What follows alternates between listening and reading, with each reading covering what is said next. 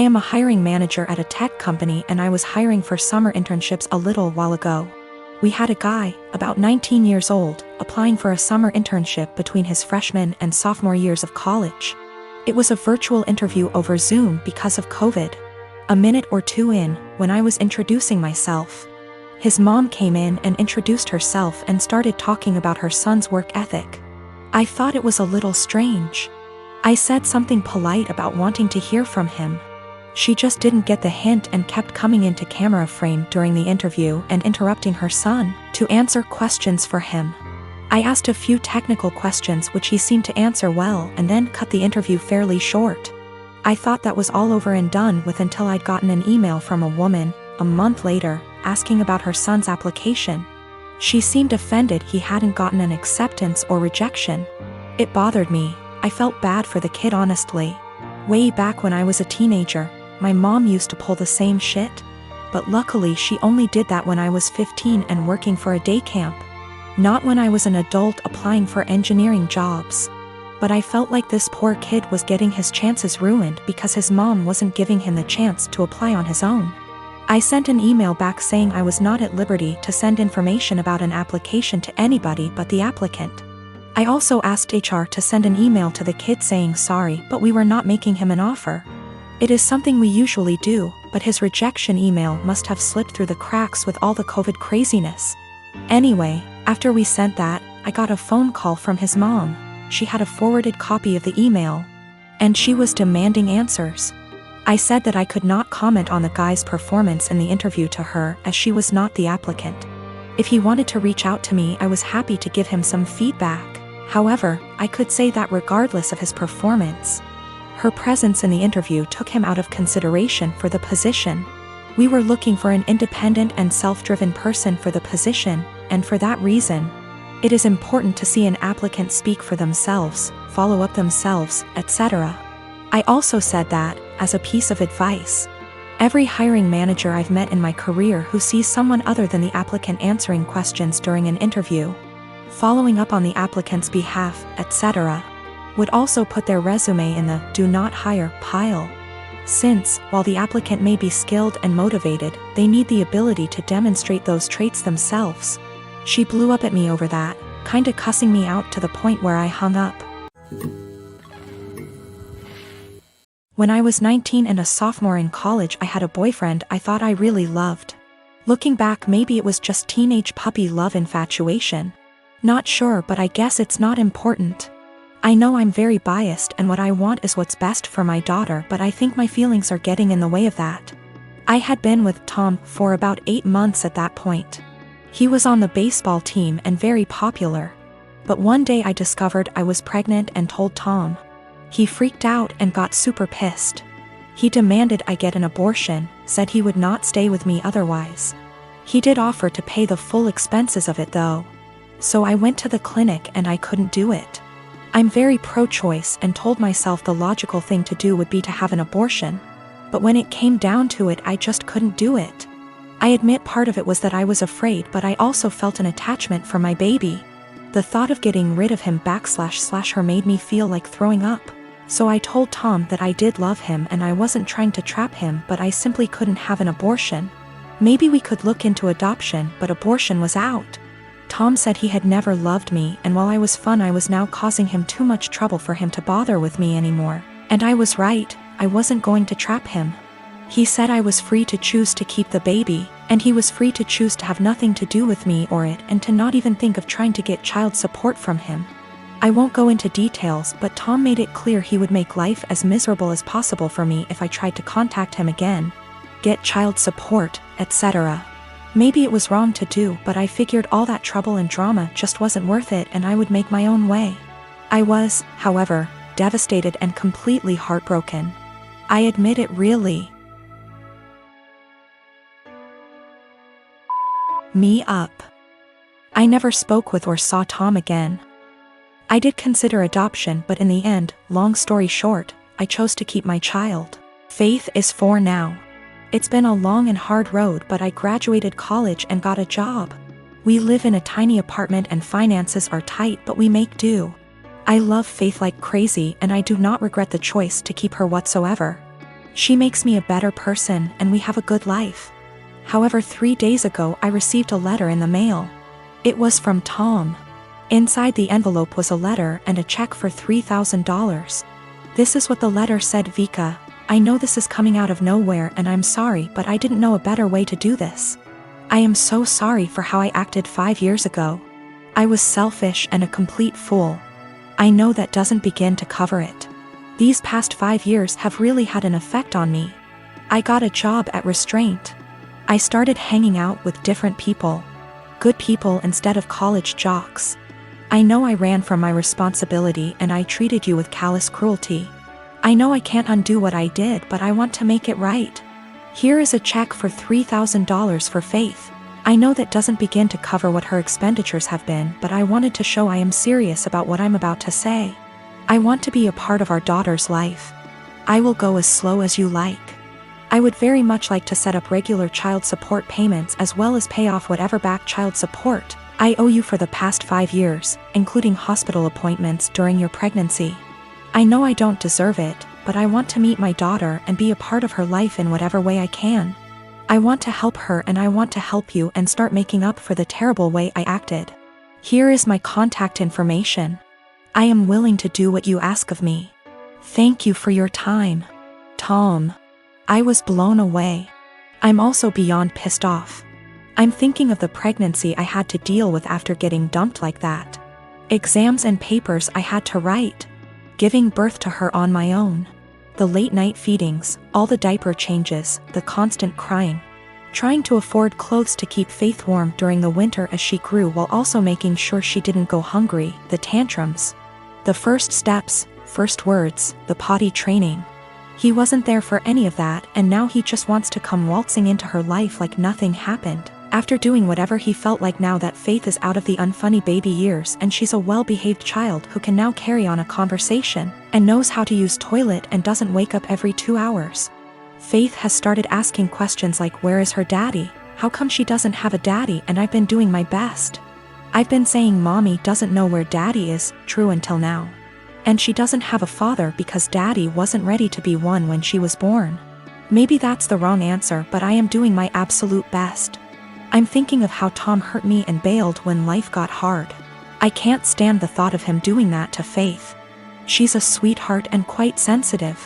She doesn't understand unkindness. She makes friends with everyone and is very innocent. I've done my best to teach her to be a calm, kind, respectful person and everyone loves her. However, I do know she needs a good male role model in her life and I do feel guilty for not having one for her.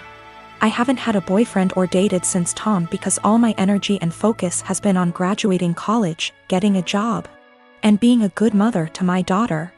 I never really thought about Tom much after Faith was born, but now that I am with this intrusion into our lives, I think I hate and despise him. I want him to just go away. I wanted to not even cash the check and to tell him to take his money and shove it, but my parents and close friends reminded me that that is Faith's money and she is entitled to it, and I agree.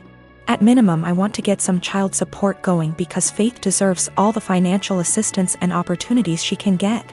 However, I know if I get regular child support, Tom will want to be in Faith's life, and frankly, I don't want that.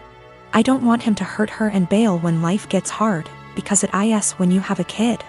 I also feel like he doesn't deserve her. 4-year-olds are a lot more fun than infants.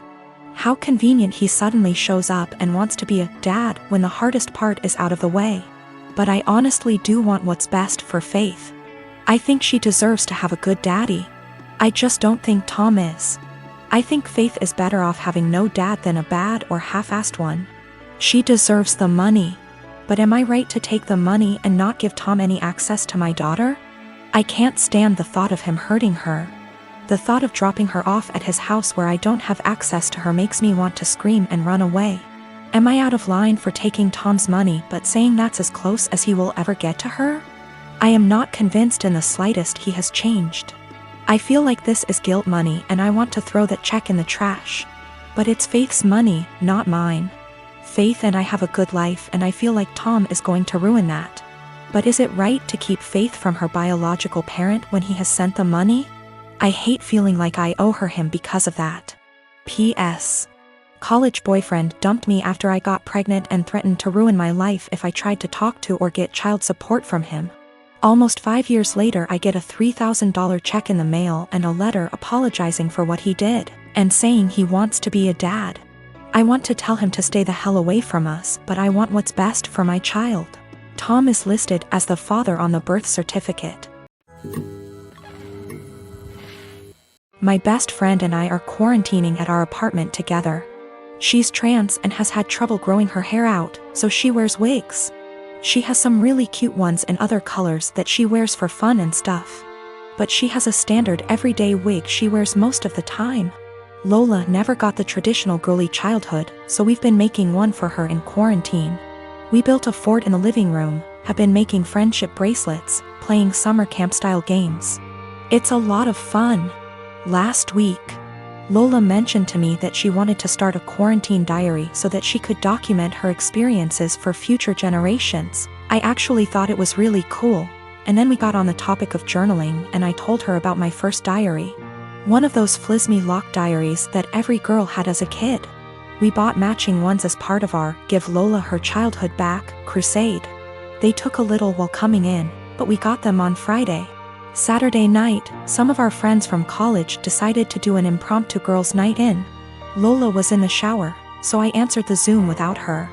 Lola is not out to anybody at our college and I respect that. This is her fresh start and she has a right to decide when she wants to come out to these people, if at all. I know I wouldn't 100% trust some of the people at our school with something as personal as this. We were talking about what we've been doing in quarantine and I mentioned that we had gotten the diaries. I said it was for the nostalgia and they wanted to see the diaries. We left the box in Lola's room, so I went in to show them. Lola and I go into each other's rooms all the time, we're basically sisters to one another, and it's just about second nature. When we were younger, we had keys to each other's houses. I didn't think anything of it. I flipped the camera to show the diaries and didn't flip it back. I got distracted by a cute choker on her dresser and forgot that the camera was flipped back / there was anything to hide. They knew Lola has worn wigs out to parties / the club / etc., but her everyday wig was right out in plain view, and one of our nosier friends asked what the new wig was. I completely blue-screened and someone else realized that it was Lola's hair. I genuinely had nothing to say. They were asking why Lola wore a wig and I had no explanation. I didn't want to out her. Someone else came to the conclusion that Lola must have cancer or alopecia or some other horrible thing that causes hair loss. They've decided that she was just too embarrassed to say, and they all started going on about poor Lola, etc. I just didn't know what to say and I said it wasn't my place to confirm / deny. I hung up and immediately told Lola. I apologized profusely, and I know how badly I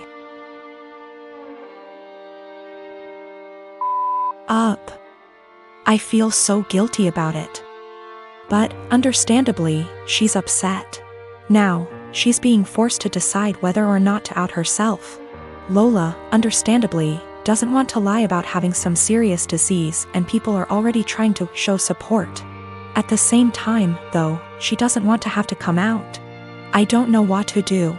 I want to support her, but she doesn't want to even see me right now.